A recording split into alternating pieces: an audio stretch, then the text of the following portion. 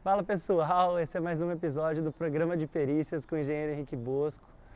Hoje eu vou falar um pouco da minha história e explicar para vocês como eu consegui a minha independência financeira trabalhando como perito e como eu passei a trabalhar na parte que eu mais amo da engenharia, que antes eu nem conhecia, a partir dessa possibilidade que eu recebi na minha vida, trabalhando com engenharia diagnóstica, trabalhando com perícias.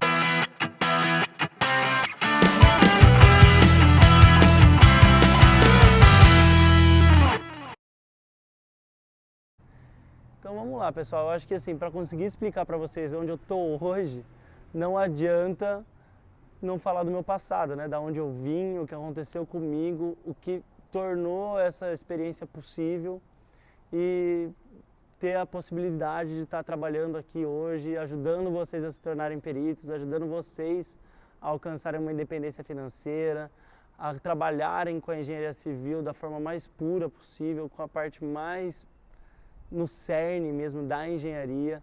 Então, o que acontece? Eu, Henrique Bosco, na verdade, desde criança fui uma criança muito curiosa, né? Eu sempre fui aquela criança que perguntava muito. Eu ia viajar com meu pai, com as minhas irmãs, e as minhas irmãs odiavam em viajar no carro comigo. Por que isso? Eu passava a viagem inteira. A gente tinha uma fazenda no interior aqui de São Paulo. A gente ia para essa fazenda, às vezes passava 3, 4, 5 horas no carro, dependendo do roteiro que a gente tivesse que fazer. E eu passava todas essas horas perguntando para o meu pai das coisas mais básicas, as coisas mais complexas. Eu queria saber o porquê o céu era azul, e queria saber por que a roda era redonda, e por que o carro tinha que andar na quinta marcha na estrada, e por que era gasolina e não etanol. Então eu sempre fui aquela criança que gostava de saber o porquê. Sempre fui muito curioso e sempre me estimulei muito em entender o porquê das coisas. Isso pequenininho, acredito eu, coisa de 4, 5 anos, não sei. E aí um pouquinho mais velho já, quando provavelmente uns 8 anos, 7 anos de idade, meu pai mudou a forma que ele me ensinava. Quando eu era pequeno eu perguntava, meu pai me respondia, né? E aí quando eu fiquei um pouco mais velho, meu pai mudou. Meu pai, ele estabeleceu uma nova meta pra gente. Eu chegava para ele e perguntava: pai, por que o céu é azul? E meu pai me falava o seguinte, ele falava: Henrique, para eu te responder o porquê o céu é azul, você tem que me trazer pelo menos 3 explicações do porquê o céu é azul. Você tem que ter uma sugestão de resposta para a sua pergunta. Quando você for perguntar, você tem que entender, você tem que buscar nos seus conhecimentos como isso é possível. Na época não existia Google, tá, pessoal? Talvez tenha alguém mais novo do que eu aí assistindo esse vídeo. Na época ou você buscava num livro ou conhecimento de alguém que você conhecia. E a partir desse momento eu comecei a me questionar muito mais, porque as respostas deixaram de ser fáceis. Então se eu ia perguntar para o meu pai o porquê de alguma coisa, eu ficava maquinando muito tempo para não chegar para o meu pai e não ter as 3 possíveis soluções para aquela minha indagação. Então isso gerou em mim um questionamento interno muito grande para qualquer tipo de dificuldade, para qualquer tipo de incerteza que eu tivesse. Isso foi se propagando para o resto da minha vida. Passei colegial, quase prestei medicina, foi por pouco que eu não fui ser médico e acabei caindo na engenharia civil. Meus 2 pais cursaram engenharia civil, os 2 não se formaram, mas meu avô, por parte de mãe, foi engenheiro civil, engenheiro especializado em obras de arte. E eu sempre gostei muito de conversar com meu avô, sempre foi alguém que eu me inspirei muito. E via nele esse fator de ter o conhecimento das coisas, de o porquê das coisas era muito forte no meu avô. E eu, como essa criança que eu acabei de falar para vocês, que sempre quis entender o porquê das coisas, fazia muito sentido. Eu falei: poxa, se o meu avô, que é um engenheiro civil, ele entende o porquê das coisas, então é isso que eu vou fazer. Eu vou tentar entender o porquê das coisas. E aí entrei na faculdade de engenharia civil. Vou admitir para vocês, bem incerto de que era aquilo que eu queria para minha vida. Como eu falei, eu cheguei a cogitar em fazer medicina. Cogitei para o lado totalmente oposto. E caí na engenharia civil. Estagiei minha faculdade inteira. Meu primeiro estágio foi um estágio não remunerado. Eu cheguei na obra não remunerado, ia lá, trabalhava de graça, em troca de aprender, de ganhar conhecimento, cada vez mais, aprender sobre obra, Eu lembro muito do meu primeiro mestre de obras, era um senhor de quase 70 anos na obra, um super experiente, só que assim, ele não tinha dó de passar conhecimento, então eu grudava nesse cara, passava o dia inteiro do lado dele, só para aprender o que ele tinha para me ensinar. Só que aí, pô, meu primeiro estágio não era remunerado, eu falei, bom, eu tenho que ganhar dinheiro com isso, né? Quero conseguir ter condições, meu pai não tinha condições de comprar coisas para mim, falei, eu quero ter condições de comprar minhas coisas, estava na faculdade, né? Queria ir em festa, enfim, queria aproveitar um momento da minha vida. E aí eu peguei, imprimi meus currículos e saí aqui pela minha cidade, sou de Campinas, São Paulo, né? E saí entregando, em porta, meu currículo impresso, que até então não tinha absolutamente nada, sem ser essa experiência que eu estava não remunerado trabalhando. Eu lembro de montar esse currículo e colocar meu nome bem grandão, porque não tinha o que colocar. Literalmente não tinha o que colocar, era Henrique Bosco, cursando engenharia civil,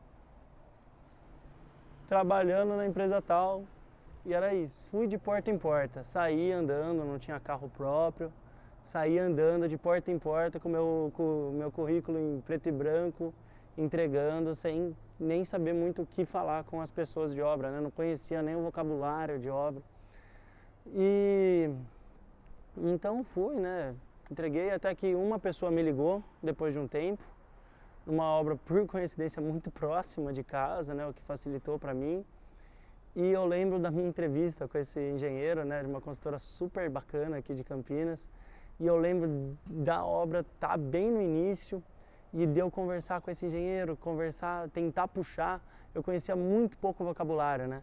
Então eu falei, bom, Henrique, com o pouquíssimo vocabulário que eu tenho que fazer dar certo isso. Eu tenho que convencer essa pessoa de que eu sou a pessoa certa para ele contratar. Tá? Eu quero essa vaga, que estava difícil, né?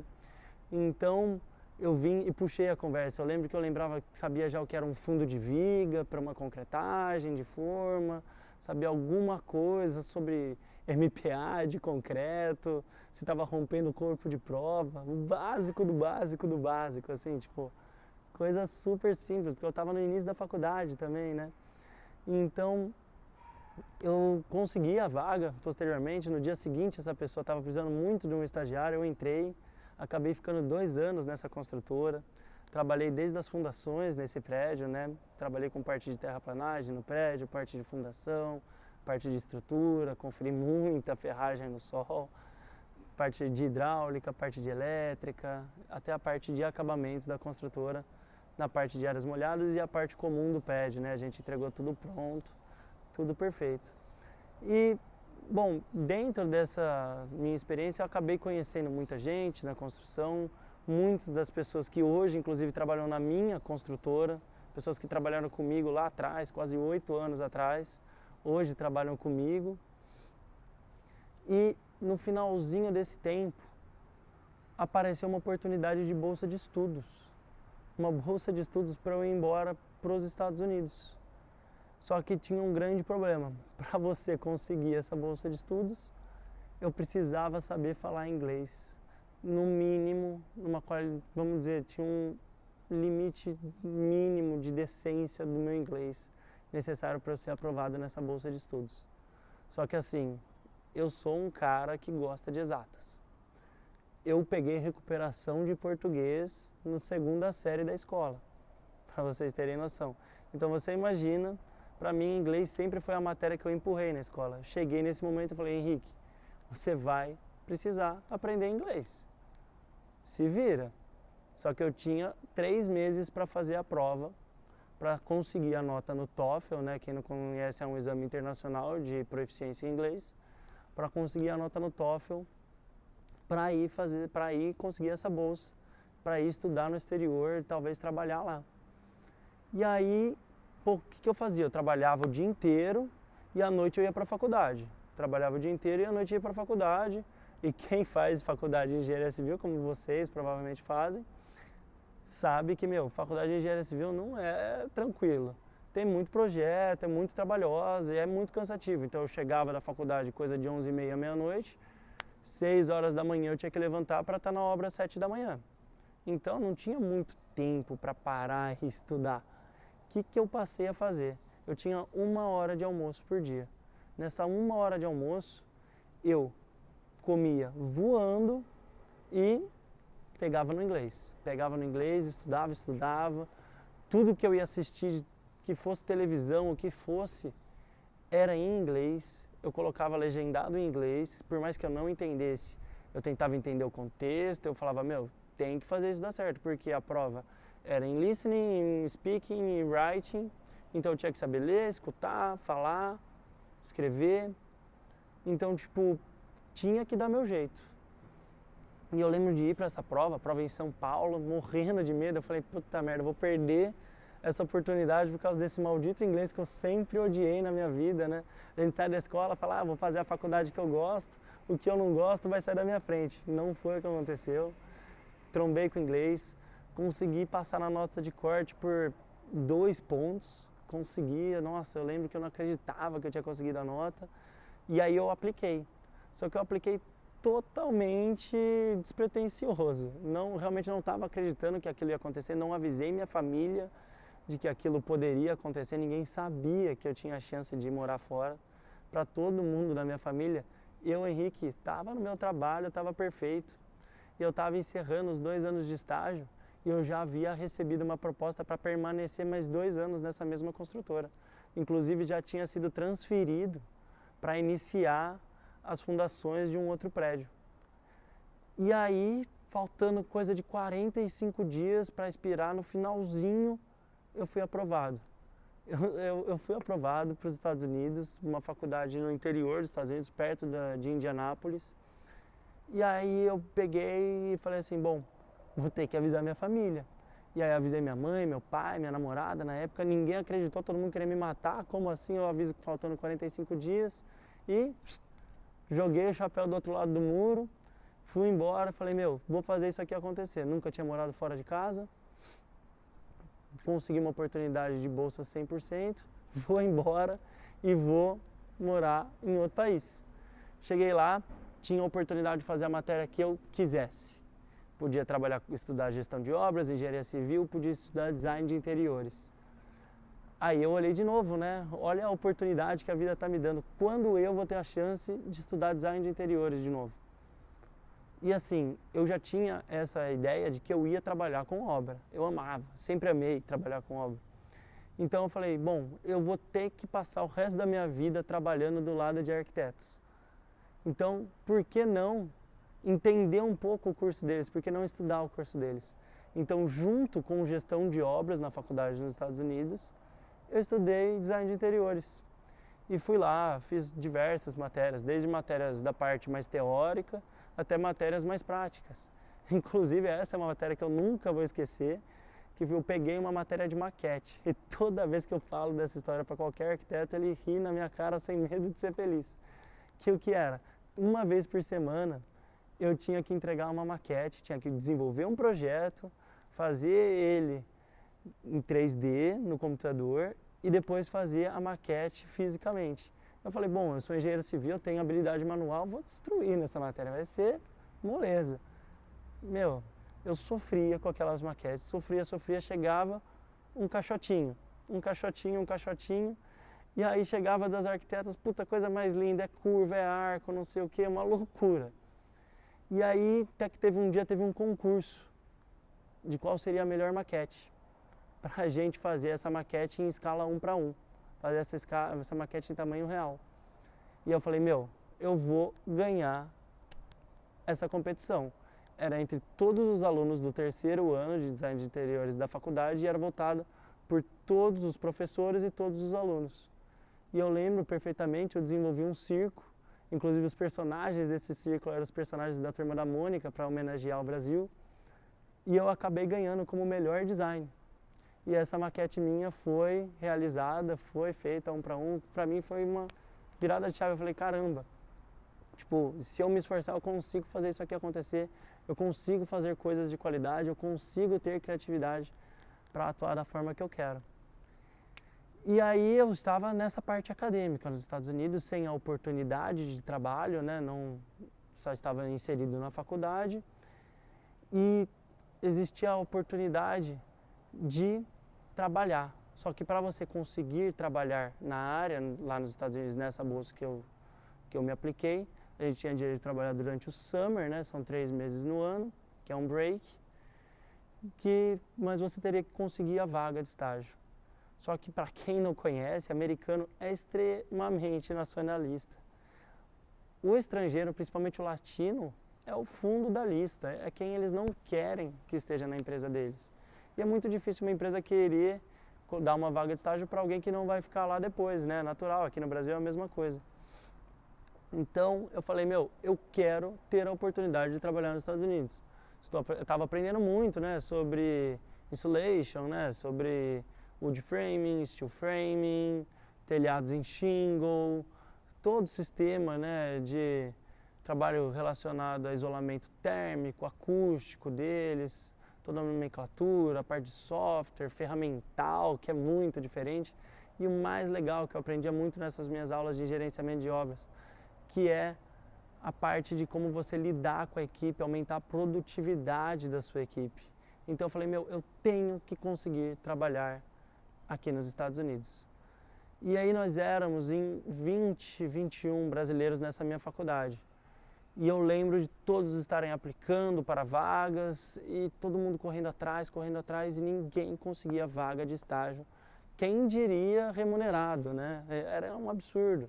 Fiz meu primeiro cartão de visitas da minha vida, imprimi ele numa folha A4, sulfite, porque eu não tinha onde no campus imprimir um cartão e a feira de negócios era no dia seguinte, saí correndo e fui. E eu me coloquei uma meta, né? Eu nunca me considerei uma pessoa intelectualmente muito acima da média. Eu não acho que eu seja uma pessoa extraordinária, longe de mim. Quem me conhece sabe que o Henrique não é uma pessoa que tem aquele estralo fora da média. Só que eu me considero uma pessoa esforçada. Eu me considero uma pessoa que eu me imponho metas e eu corro atrás das minhas metas. Eu bato até conseguir o que eu quero. Se eu decidir que eu vou fazer aquilo, não importa quanto esforço eu tenho que colocar. Se vão ser madrugadas, se vão ser de manhã, se vai ser à noite, se vai ser na hora do almoço. Eu vou fazer isso acontecer. E eu me impus uma meta. Eu falei, Henrique, tem muita empresa nesse país. Você vai conseguir uma vaga de estágio. O que você precisa? Você precisa desenvolver um bom currículo e você precisa enviar esse currículo para o máximo de empresas possíveis. Você tem que aplicar para o maior número de vagas possíveis. Então eu me impus uma meta, por dia eu tinha que me aplicar a no mínimo 2 vagas de estágio. E eu lembro que foram, na verdade, algumas centenas, né? Eu acho que talvez, umas 180, uns 180 e-mails que eu enviei. Foram aproximadamente 180 vagas de estágio. Eu procurava em sites, eu ligava, mandava e-mail, eu me virava. E me apliquei, até que um dia eu consegui uma entrevista para uma vaga de estágio em Manhattan, na cidade de Nova York. Eu não acreditava, né? Eu falava, não, é impossível isso. E a pessoa virou, não, quero marcar uma entrevista com você por Skype, vamos conversar. E aí, de novo, eu voltei, Henrique, você tem que pegar essa oportunidade. Assim como aquela minha primeira oportunidade, que eu entreguei o currículozinho, sem nada nele, 1 a 1, essa oportunidade eu falei, Henrique, tá bom, vamos ver o que você vai ter de vocabulário para conversar nessa conversa, e vamos sentar e vamos lá. E nessa conversa de Skype, nossa, eu lembro que eu conversei com essa entrevistadora e falei que eu vim do Brasil, seria a oportunidade da minha vida, tal. E ela falou no final da entrevista, muito bem, muito obrigada. Dentro de 15 dias a gente dá uma resposta positiva ou negativa. Só que qual era o problema? Dentro de 20 dias eu tinha que voltar para o Brasil ou ficar nos Estados Unidos. Era simples assim. Se eu não conseguisse aquela vaga, eu ia voltar para casa, sem realizar um dos maiores sonhos da minha vida até então. E aí eu lembro deu 5 dias nada, deu 10 dias nada. E aí lá pro 11º dia eu falei, nossa, pelo amor de Deus, vou conversar com essa mulher. Mandei um e-mail para ela falou, olha, a gente te passou um prazo, você tem que entender, se ele não for conveniente para você, fique com isso. Aí eu falei, não, tudo bem, vou me manter. E no 14º dia ela me mandou um e-mail, parabéns, você foi aceito na nossa vaga de estágio, que vai iniciar dentro de um mês e meio. Aí, para mim, foi o momento que eu falei, essa é a oportunidade que eu vou aprender e vou aprender muito. Nesse um mês e meio, eu fui trabalhar para um avô de um amigo meu, eu trabalhava como assentador de bloco, tá? Eu trabalhei como jardineiro e assentando bloco para esse avô de um amigo meu, ganhava $100 por dia, era maravilhoso, adorava, acordava de manhã, trabalhava com o pessoal, a gente fazia jardineiras, fazia floreiras. E fui aprendendo, esse avô era um grande contractor, né? Era um grande empreiteiro na região que eu estava. E ele falava, conversava muito de obra comigo, me falava das ferramentas. Ele trabalhava para a União nos Estados Unidos, né? Trabalhava para o governo. E então fui ganhando conhecimento com ele e caí em Nova York. Só que assim, eu, Henrique, sempre fui um cara simples, gostava de usar camiseta, calça jeans e ia. Cheguei em Nova York e eu aprendi outra forma de lidar com obra. Eu aprendi que na verdade, tipo, o meu engenheiro em Nova York, ele trabalhava de sapato social, camisa para dentro, calça social, se pudesse, no mínimo uma calça caqui. Eu aprendi com eles a vender o meu serviço, a agregar valor no meu serviço. Nós trabalhávamos com obras de interior, obras de acabamento. E na minha opinião, eu desconheço uma empresa num padrão da que eu trabalhei. Nós trabalhávamos em apartamentos. O que eu era responsável, né, meu job site, era avaliado em $4 milhões, era um apartamento de $4 milhões. E era considerado um job site barato para a empresa. Tinham obras de 12, 13 milhões de dólares dentro da empresa, só de interior. Então, eu falei, eu quero aprender a agregar valor na minha obra como essas pessoas agregam. Por que não? Eu quero entender o que eles fazem e como eu vou fazer. E tomei todas aquelas lições para a minha vida. Fui, aprendi, voltei para o Brasil no final dessa experiência. Conheci diversas pessoas, diversas nacionalidades. Dentro desse meu canteiro de obras tinham mais de 17 nacionalidades. Então a gente escutava desde linguagens da África até latinos, pessoal, tinha muitos europeus, asiáticos, tinha de tudo. Americanos, canadenses, enfim. E aí eu trouxe essa experiência de volta para o Brasil. Trabalhei mais um tempo em cozinhas industriais como funcionário, fiz obras Rede TV, Rede Globo, Dell, para Sapori, BYD, empresas multinacionais, só que sempre na parte corporativa. E eu tinha tido aquela experiência com parte pessoa física lá atrás em Nova York. E teve uma oportunidade, eu estava forçando meu chefe para ganhar mais dinheiro, que eu ganhava muito pouco, né, como estagiário praticamente, mas executava a função de engenheiro. E aí eu forçando meu chefe, ele falou, Henrique, não tenho como te pagar mais, mas eu tenho uma oportunidade. Tem essa arquiteta que está querendo passar esse apartamento para a nossa empresa, a gente não realiza, um apartamento pequeno, reforma de 3, 4 banheiros, coisa simples, pintura, vai lá e executa a obra. E o que der de lucro é seu, não tem problema. Executa, mantendo suas funções aqui dentro da empresa, para mim está perfeito. Falei, maravilha. Fui lá, executei a obra, super legal, resolvi para a arquiteta, fizemos o que tinha que fazer. E aí, o mais bacana, que para mim foi o que mudou minha carreira como engenheiro civil, que foi entregar esse apartamento. E assim, para quem está trabalhando na parte corporativa, para quem trabalha em construtora, como eu trabalhei entregando chave de uma torre inteira, sabe que a parte de entrega do corporativo não é tão prazerosa. É muito relacionado a budget, a grana e a tempo, a prazo. Então, a hora que eu tive a oportunidade de entregar aquele apartamento reformado da forma que aquela pessoa sempre quis e olhar o olho daquela pessoa com realização absurda, falei, meu, é isso que eu quero fazer. Eu quero conseguir ganhar dinheiro, não sou hipócrita, mas levando a felicidade para o meu cliente. Eu quero conseguir resolver alguma coisa para o meu cliente. Eu quero conseguir trazer satisfação para quem me contrata. Eu falei, essa é a oportunidade que está aparecendo na minha vida. Eu vou trabalhar com isso. Pouco tempo depois, eu pedi demissão da minha empresa, da empresa que eu estava trabalhando, né, das cozinhas industriais, e me aventurei no mundo como engenheiro autônomo, como muitos de vocês são. Me aventurei dessa forma, fui atrás, conversava com o corretor, ia em stand de venda, e conversava com a arquiteta, e primo, e amigo de amiga, e ia e oferecia meu trabalho. E o começo é difícil, galera, não vou negar que é difícil. Eu tava super preocupado, eu falei, meu, tinha uma renda, era baixa, mas existia, né? E joguei de novo, joguei o chapéu do outro lado do muro e falei, meu, eu vou fazer isso aqui dar certo.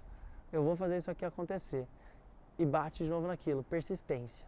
Fui, muita energia colocada em cima, acordava de madrugada e pensava em site, pesquisava em referências do exterior, sistemas do exterior, trouxe um sistema americano que eu aprendi lá em Nova York, que é o sistema Turnkey de gerenciamento de obra, para trazer ainda mais qualidade para a minha empresa. E fui, até que a hora que eu pisquei, minha empresa tinha 2 anos de idade. E com esses 2 anos de idade, a gente já tinha passado, se eu não me engano, de 70 obras realizadas. Falei, meu, como é que pode? Aconteceu. E era muito trabalho, trabalhei de domingo a domingo por meses. Perdi tempo, deixei de sair, né? Eu sempre fui uma pessoa que gostou de ir para bar com amigos, sair com os amigos à noite. Sacrifiquei um pouco minha vida pessoal pela minha vida profissional. E deu certo. Só que o que aconteceu, que é onde entra a perícia na minha história. Como eu estava prestando um serviço muito bacana para os meus clientes e cativando, ganhando a qualidade ali, ganhando a confiança desses meus clientes, eles começaram a vir pedir minha opinião técnica na hora de comprar um novo imóvel, na hora de vender o imóvel deles, na hora de receber esse imóvel da construtora, antes de iniciar uma nova obra de reforma para ver se estava tudo certo. Então eu comecei a trabalhar como perito. E eu acho que a vida tem algumas coincidências, eu não posso dizer que não. Logo quando esse tipo de serviço começou a aparecer para mim, me ligou uma moça de uma pós-graduação em perícias, em engenharia diagnóstica, me oferecendo uma bolsa de estudo parcial, me oferecendo um desconto para fazer a pós-graduação deles nessa área. E eu falei, por que não?